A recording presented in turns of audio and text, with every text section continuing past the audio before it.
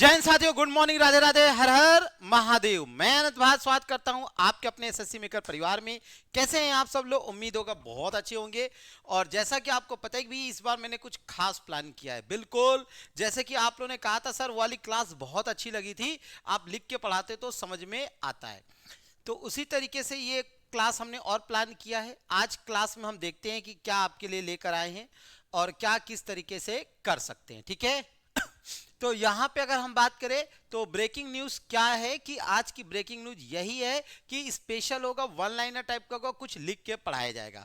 तो चलिए शुरुआत करते हैं और सबसे पहले कुछ साधारण से प्रश्नों का जवाब दीजिए जो आपको आता है। चलिए शुरुआत करते हैं। तो चलिए बताइए अगर हम आपसे पूछे तो आज के टॉपिक में क्या क्या हम लोग पढ़ेंगे, पहले तो समझ लेते हैं टुडेज टॉपिक है ना। टुडेज टॉपिक्स, आज के टॉपिक में क्या क्या हम लोग पढ़ने वाले हैं ताकि आपको याद रहे कि क्या क्या हम लोग पढ़ने वाले हैं। तो पहला हम लोग का जैसे टॉपिक जो चलेगा वो आपका रहेगा विश्व शिल्प शहर, विश्व शिल्प शहर। ठीक, फिर हम लोग पढ़ेंगे पहला अनाज एटीएम। आप सोचिए कहां होगा पहला अनाज एटीएम। फिर आपका टॉपिक होगा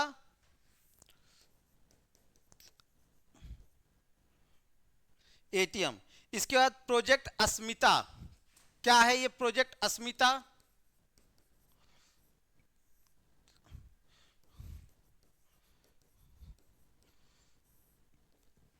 फिर हमारा है पहली सीएनजी मोटरसाइकिल।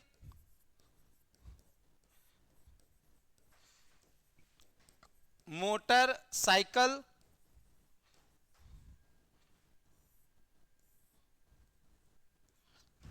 फिर है हमारा मंकी पॉक्स।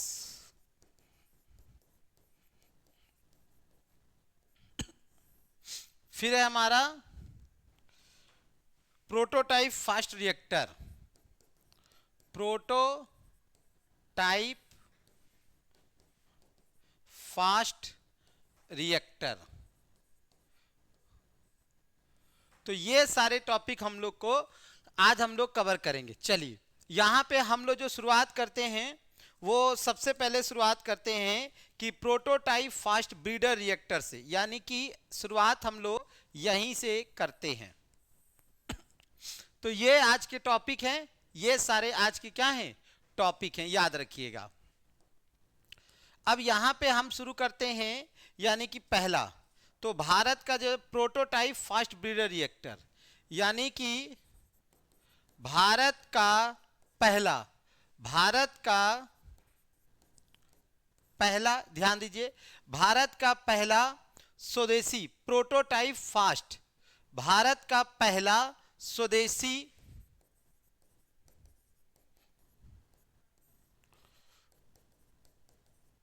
प्रोटोटाइप, भारत का पहला स्वदेशी प्रोटोटाइप फास्ट ब्रीडर रिएक्टर।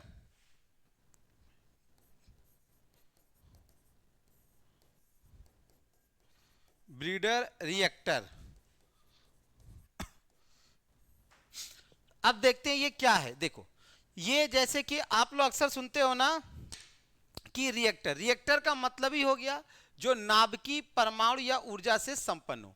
तो यहां पे अगर हम बात करें तो भारत में ऐसे कई सारे परमाणु संयंत्र है जिसके बारे में हम लोग चर्चा करते हैं और उसके बारे में। तो यहां पर भी आपका इसी से रिलेटेड है कि कौन सा हो सकता है। भाई एक बार सभी लोग को राधे राधे, गुड मॉर्निंग। जो पहली बार जुड़ रहा है हमारे साथ क्लास को क्या करेगा, शेयर कर देगा, और जो पहली बार आया है वो चैनल को सब्सक्राइब कर लेगा, है ना। चैनल को अगर सब्सक्राइब नहीं करते तो गलत बात है, करिए, है ना।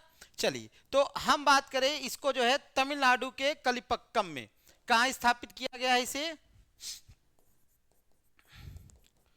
तमिलनाडु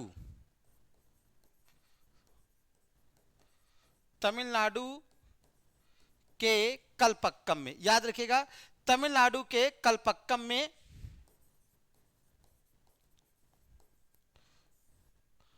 500 यानी 500 मेगावाट, याद रखेंगे 500 मेगावाट का है। ये कितना मेगावाट का है?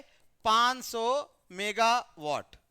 यानी कि 500 मेगावाट की एनर्जी को ये क्या करेगा, प्रोड्यूस करेगा। तो आप समझ पा रहे हो, ये 500 मेगावाट को क्या करेगा, प्रोड्यूस करेगा। और कहां पे किया गया है, आपका यहां पे। अब अगर हम बात करें इसको किसके द्वारा आपको किया गया है, तो इसे भावनी के द्वारा, यानी कि भावनी के द्वारा यानी तैयार किया गया। भावनी जो है एक प्रकार का संक्षिप्त नाम है, ठीक। और ये आपका थोरियम से चलेगा, किससे ऑपरेटेड होगा, थोरियम का प्रयोग होगा। तो एक क्वेश्चन आता है पेपर में, प्रयोग होगा, आपसे पूछा जाता है कि भारत में थोरियम कहां मिलता है। यह क्वेश्चन आपसे कई बार पूछा गया है कि भारत में थोरियम कहां मिलता है। तो याद रखिएगा, कई बार आपसे पूछा गया, कई बार, तो हमेशा याद रखिएगा केरल की मोनोजाइट, ये क्वेश्चन पूछा गया है, केरल की मोनोजाइट बालू में थोरियम पाया जाता है, ठीक है। हाँ, केरल की मोनोजाइट बालू में थोरियम पाया जाता है, ये आपको ध्यान देना है, ठीक है। हाँ, ये आपको ध्यान देना है, केरल की थोरियम बालू में मोनोजाइट आपका पाया जाता है। बहुत बार ये क्वेश्चन आपके पूछा गया है, ठीक है। हाँ, याद रखिएगा, एग्जाम में कई बार ये क्वेश्चन आया है। और ये आपका जो है, ठीक है जी, हाँ, तो ये जुलाई 2024 में इसे मंजूरी दे दी गई है, ठीक है। हाँ, इसे जुलाई 2024 में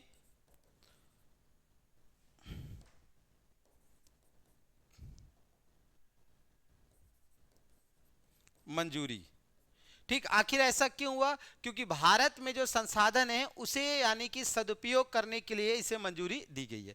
अब भारत के अन्य जो न्यूक्लियर पॉइंट हैं अगर हम बात करें, जैसे पेपर में क्वेश्चन आता है, आप लोग भी पता होगा, जल्दी से बताइए, भारत में अन्य नाभिकीय संयंत्र, जल्दी से जरा बता दीजिए, दो तीन नाम आप लोग को भी पता होगा। जैसे मैं लिख देता हूं, फटाफट आप लोग बता दीजिएगा। कैगा, रावत भाटा,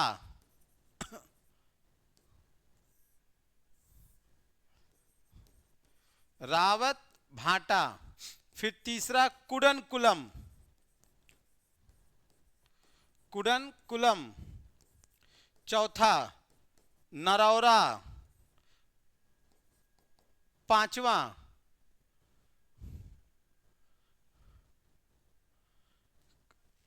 जल्दी से बता दीजिए फटाफट।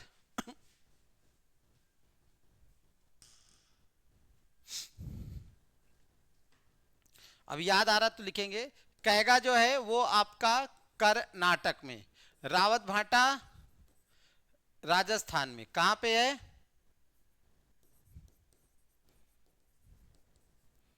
राजस्थान में। कुडनकुलम कहां पे है, तमिलनाडु में। नरौरा कहां पे है, बुलंदशहर में, ठीक है।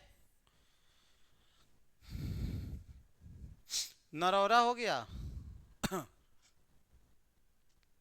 बुलंदशहर, और एक जैसे है आपका महाराष्ट्र में, कौन सा है याद नहीं आ रहा है।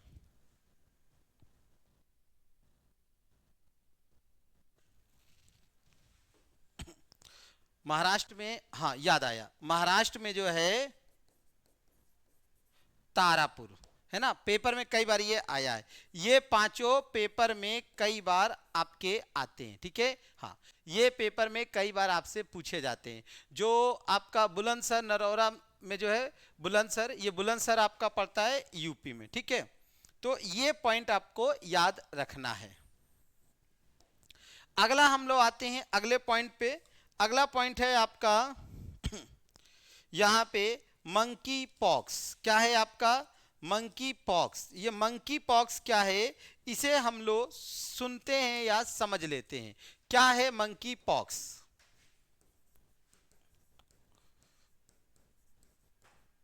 Monkey pox.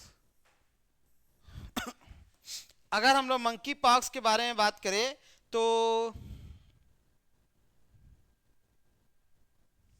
भारत की पहली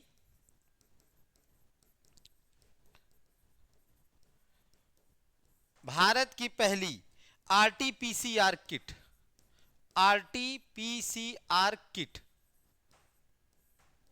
आरटीपीसीआर किट जो है लॉन्च की गई है, लॉन्च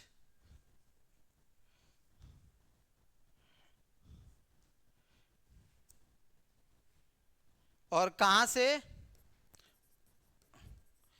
आंध्र प्रदेश,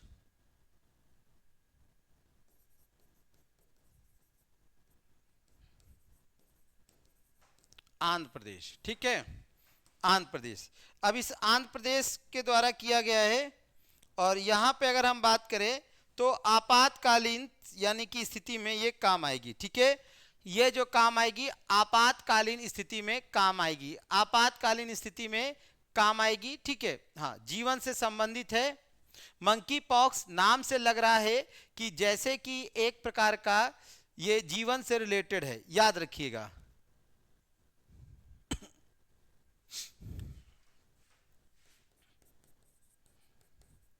आपातकालीन स्वास्थ्य सेवाओं, स्वास्थ्य सेवाओं के लिए उपयोगी है, ठीक है। पेपर में आएगा कि कहां से लॉन्च की गई है, तो यू कैन से ये आंध्र प्रदेश से लॉन्च की गई है। और आंध्र प्रदेश के सीएम कौन है आप लोगों को पता ही है भी। आंध्र प्रदेश के जो सीएम हैं वो हैं आपके नायडू। कौन है? नायडू जी।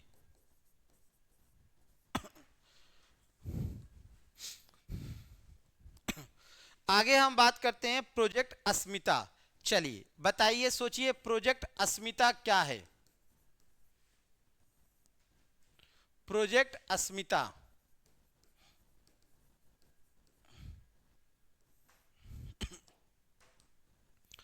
प्रोजेक्ट अस्मिता क्या है? प्रोजेक्ट अस्मिता क्या है?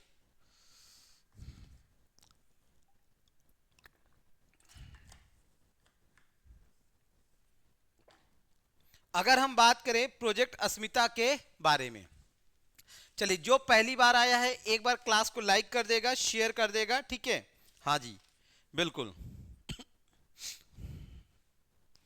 तो 16 जुलाई 2024 को याद रखिएगा, 16 जुलाई 2024 को, ठीक है, 16 जुलाई 2024 को शिक्षा मंत्रालय और यूजीसी, शिक्षा मंत्रालय व यू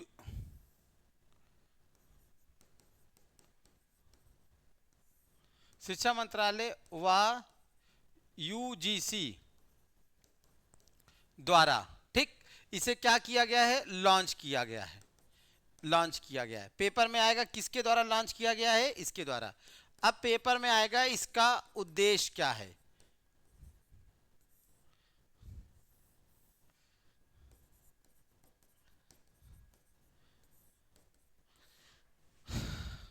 पेपर में पूछा जाएगा भाई इसको लॉन्च तो कर दिया है, इसका नाम क्या? देखिए प्रोजेक्ट अस्मिता, तो इसका उद्देश्य क्या है? जैसे लाइब्रेरी होती है ना, किताबों का संरक्षण वगैरह, तो यही इसका इसी तरीके का मुख्य आपका क्या है? उद्देश्य है। इसका उद्देश्य है कि 5 वर्षों में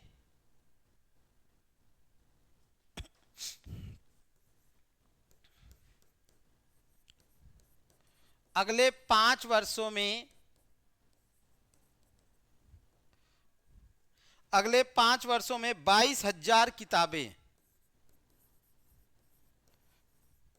22,000 किताबें तैयार करना, ठीक है, ये इसका उद्देश्य है। अगले 5 वर्षों में 22,000 किताबें तैयार करना इसका उद्देश्य है, ठीक है।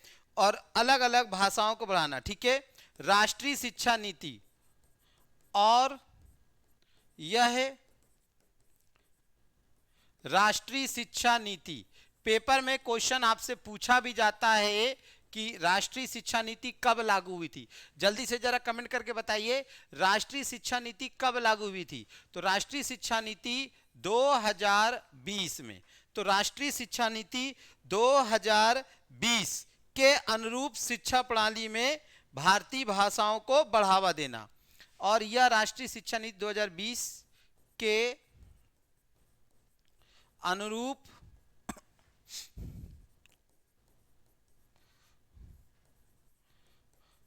भारतीय शिक्षा में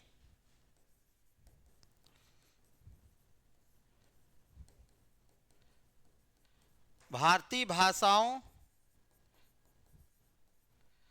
को बढ़ावा देना। इसका मेन उद्देश्य जो है भारतीय शिक्षा में भारतीय बढ़ाना। ठीक है, हाँ। तो ये इसका मेन आपका उद्देश्य है, किसका? प्रोजेक्ट अस्मिता का। अब हम लोग आते हैं आपका पहली सीएनजी मोटरसाइकिल। देखिए भाई क्या था अगला टॉपिक? हाँ, पहली सीएनजी मोटरसाइकिल। देखिए हमारा टॉपिक मंकी पॉक्स हो गया, प्रोटोटाइप हो गया, प्रोजेक्ट अस्मिता हो गया। अब हमारा पहली सीएनजी मोटरसाइकिल, अनाज एटीएम और शिल्प शहर ये बचा है। चलिए एक एक करके करेंगे, सारे टॉपिक कर ले जाएंगे, पेपर में आपके आते हैं। तो अब हमारा टॉपिक है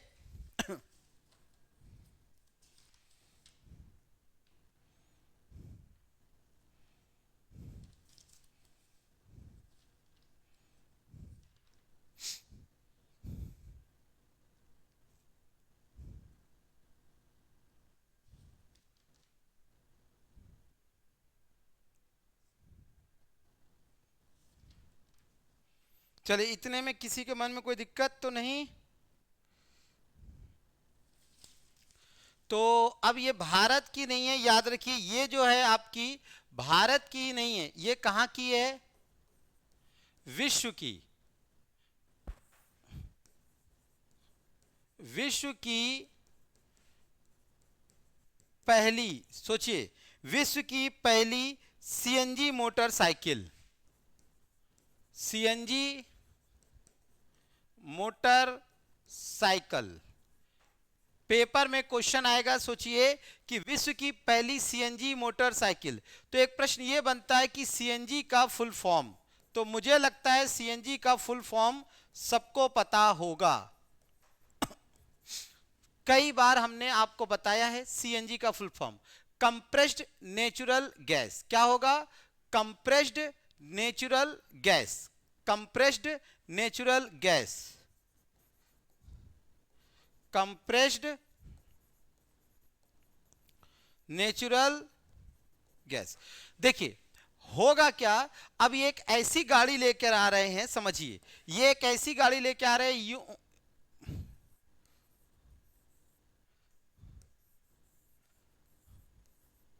इस तरीके से, मान लो ये हो गया है ना, और इस तरीके ज्यादा मतलब इस तरीके से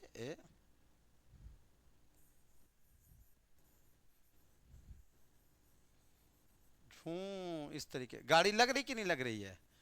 ये गाड़ी लग रही है? नहीं लग रही है? चलो कुछ नहीं, लग रही है, चलो लग रही है, ठीक है।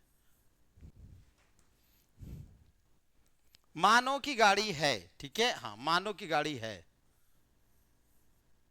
मानो की गाड़ी है, ठीक है, हाँ मानो की गाड़ी है भाई, चुपचाप। तो ये गाड़ी है। अब इसमें क्या होगा, इस तरीके से आपको एक अलग अलग दो टंकी होंगी। इस टंकी में क्या होगा कि एक तरफ से पेट्रोल होगा और एक तरफ से क्या होगा, सीएनजी होगा, ठीक है।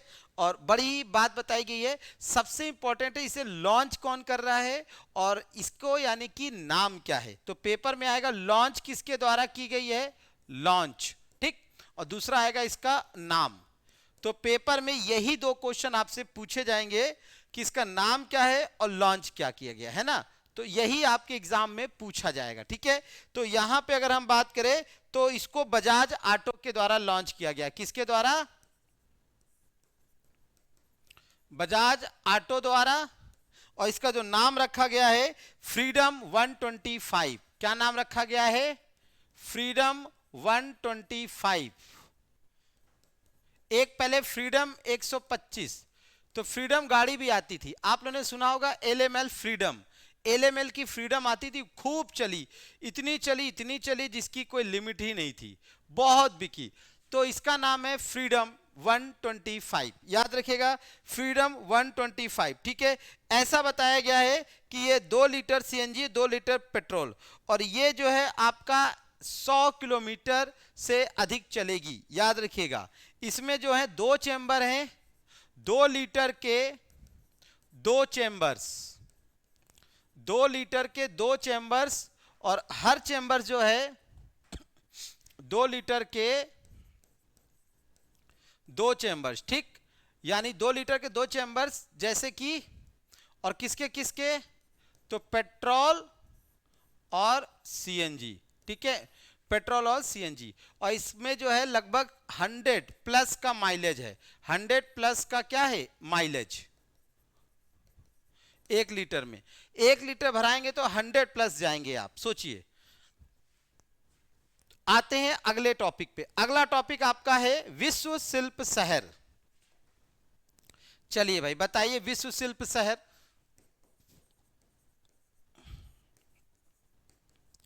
विश्व शिल्प शहर,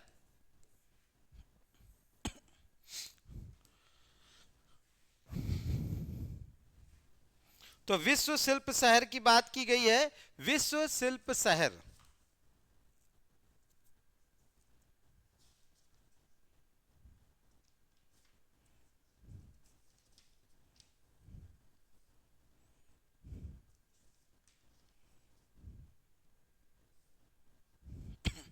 तो जैसे अक्सर आप लोगों ने सुना होगा कि कुछ समय पहले जो विश्व शिल्प शहर की बात होती है, तो जैसे यूनेस्को होता है ना, आंख में कुछ चला गया लग रहा जैसे, चलिए, तो विश्व शिल्प शहर है। अच्छा, कौन कौन पहली बार आया है? जो पहली बार आया है वो चैनल को सब्सक्राइब कर ले, और जिसने अभी तक क्लास को शेयर नहीं किया है कर दो, है ना, और लाइक भैया मन हो तो कर दीजिए, आप ही के लिए है कि नहीं। तो अगर हम बात करें विश्व शिल्प शहर, ठीक है, तो अगर हम आपसे कहें कि कितने राज्य हैं, अगर हम आपसे पूछे कितने राज्य हैं वर्तमान में, कितने राज्य और कितने यूटीज, तो आपका जवाब क्या होगा? तो याद रखिए 28 राज्य हैं और 8 आपके यूटीज हैं, 28 राज्य हैं, 8 आपके यूटी हैं, ठीक है। अब उन 28 और 8 में तो जम्मू कश्मीर की राजधानी श्रीनगर में, ठीक है,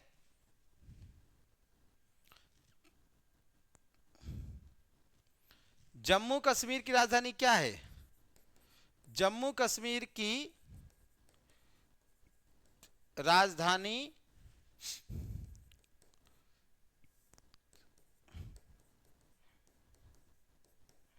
श्रीनगर में, ठीक है, हाँ याद रखिएगा, जम्मू कश्मीर की राजधानी श्रीनगर में 31 जुलाई 2024 को,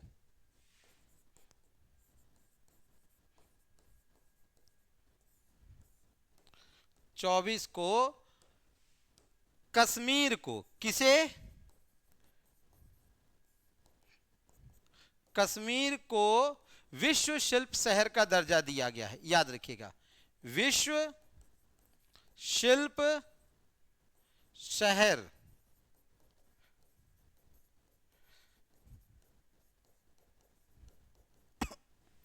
तो पेपर में आपसे पूछा जाएगा ये दर्जा किसको दिया गया है, तो आप कहोगे विश्व शिल्प शहर, वर्ल्ड क्राफ्ट सिटी। इसी को अंग्रेजी में पेपर में पूछा जा सकता है, वर्ल्ड क्राफ्ट सिटी।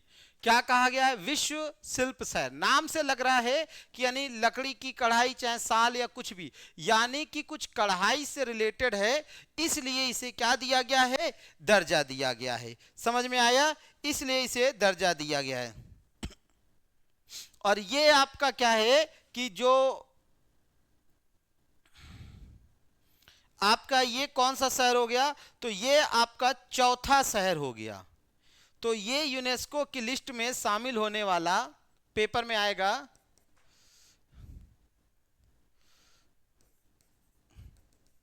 यूनेस्को की लिस्ट में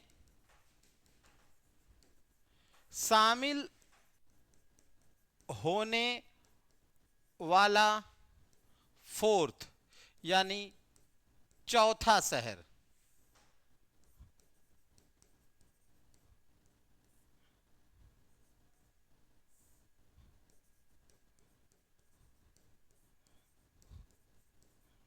चौथा शहर, ठीक।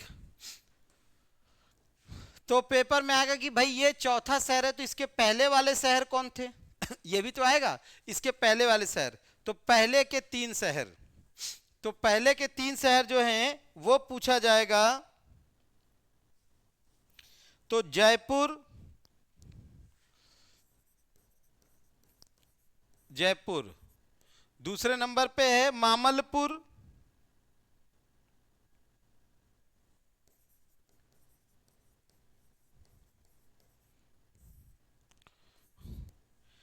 मामलपुर।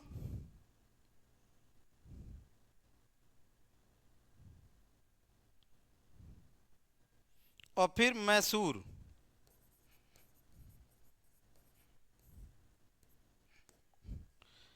अब चौथे नंबर पे हो गया कश्मीर। कश्मीर को जो दिया गया 2024, मैसूर को 2018 और मामलपुर को 2015।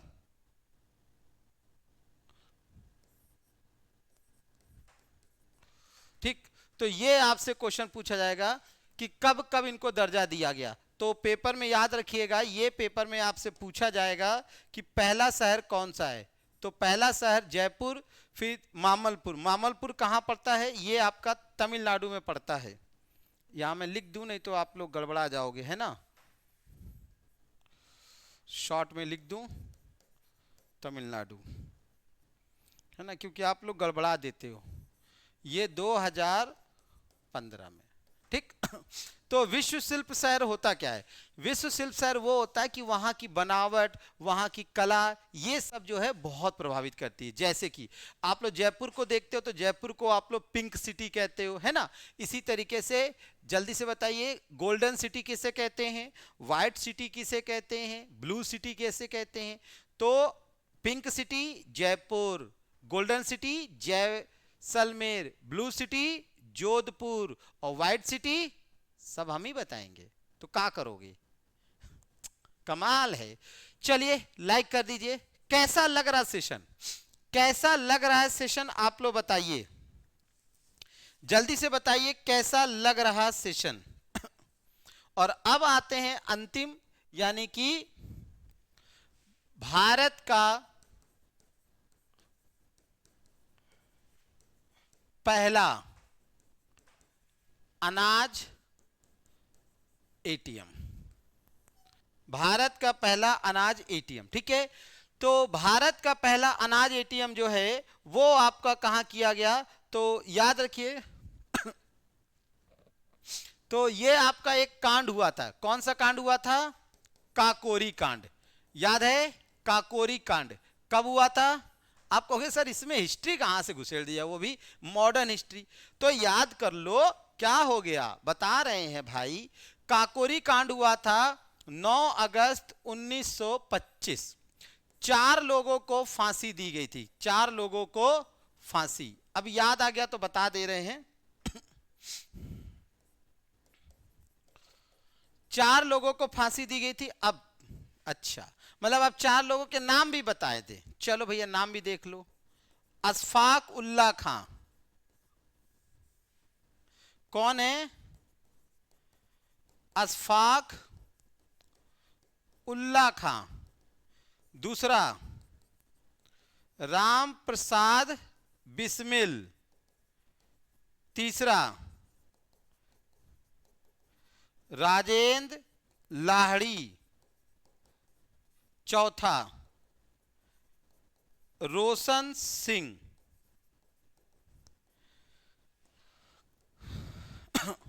तो पता है इनको फांसी दी गई थी। पेपर में आता है इनको फांसी कहां दी गई थी, है ना, ये भी आता है, नोट कर लो। राम प्रसाद बिस्मिल को गोरखपुर में, गोरखपुर जहां से ये क्लास चल रही है, गोरखपुर।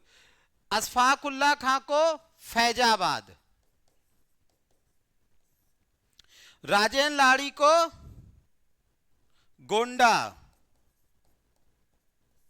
और रोशन सिंह को इलाहाबाद। ठीक, समझ में आ गया। अब आप कहोगे सर इससे इसका क्या है, तो भैया इसको जब लॉन्च किया गया, यानी जब ये लॉन्च किया गया तो डेट आपकी यही थी, यानी 9 अगस्त 2000, इसको जब लॉन्च किया गया तो 9 अगस्त 2024, याद रखिएगा। तो बस एक साल पहले हो गया, अगली साल 2025। अब इसको कहां से लॉन्च किया गया, ओडिशा से। कहां से किया गया, ओडिशा से। चलिए बाई किसके द्वारा लॉन्च किया गया, जल्दी से बताइए, ओडिशा से किसके द्वारा लॉन्च किया गया है। तो ये कृष्णचंद्र पात्रा के द्वारा, जो खाद्य मंत्री हैं। कौन है ये नहीं पूछा जाएगा, कृष्णचंद्र पात्रा के द्वारा। अब ये जो लॉन्च किया गया है 9 अगस्त ओडिशा से, ठीक है। अब याद रखिएगा ये क्या है, सबसे बात क्या है कि बिल्कुल शुरुआत में इसको ओडिशा में और बाद में सब जगह इसको होगा। अब इसके द्वारा अगर हम बात करें तो अन्न पूर्ति अनाज एटीएम, आपसे पूछा जाएगा कि एटीएम का फुल फॉर्म क्या है। एटीएम का फुल फॉर्म तो अन्न पूर्ति, क्या नाम है, अन्न पूर्ति, याद रखिएगा, अन्न पूर्ति अनाज एटीएम, ये बोला गया है, अन्न पूर्ति अनाज एटीएम, याद रखिएगा, अन्न पूर्ति अनाज एटीएम। तो ये यहां पे बोला गया है। आपको पता है वर्तमान में जो है हमारी जो द्रौपदी मुर्मू जी हैं वो क्या है, वो भी ओडिशा से ही आती हैं। कहां से आती हैं, ओडिशा से। तो ये आपके सामने रहा आज का शिक्षण। आप लोग बताइएगा कैसा। शुरुआत में इसमें जो है अगर हम बात करें इसके द्वारा जो है, ठीक है, हाँ, 50 किलोग्राम चावल। सोचो स्टार्टिंग में कितना,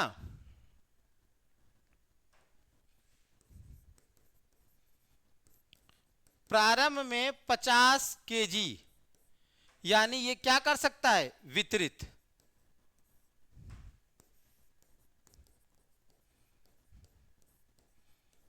चलिए, तो ये आपकी आज की क्लास यहां पे समाप्त होती है। आप लोग बताइएगा भाई कैसा लगा। और होमवर्क में क्वेश्चन है आपका,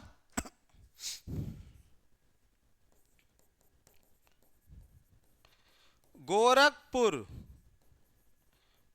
प्राणी उद्यान का नाम क्या। ठीक, पहला क्वेश्चन। दूसरा, उत्तर प्रदेश में कुल कितने चिड़ियाघर अर्थात प्राणी उद्यान। ठीक, ऑप्शन आपके सामने लिखे हैं, यानी गोरखपुर प्राणी उद्यान का नाम क्या है, इन्हीं चारों में होगा। तो कैसा रहा शिक्षण आप लोग बताइएगा। उम्मीद करेंगे कि आपको समझ में आया होगा। ठीक है, तो इस ब्रेकिंग न्यूज में हम लोगों ने ये पढ़ा। चलिए आगे आप लोग ध्यान रखिएगा।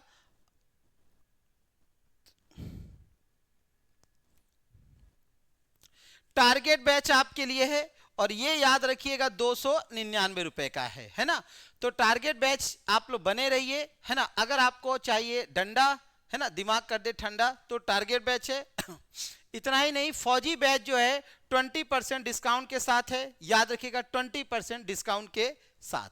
और आपका जो तेजस बैच है, समझिएगा, तेजस बैच जो कि 499 रुपए, याद रखिएगा। अब जल्दी नया सब्जेक्ट आपका शुरू होने जा रहा है।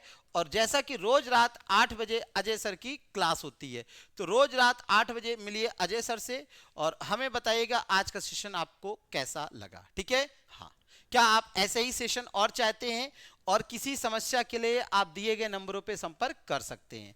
तो बस आज के लिए इतना ही, फिर अगली बार मिलेंगे। तब तक के लिए मुझे दीजिए इजाजत। जय हिंद, जय भारत।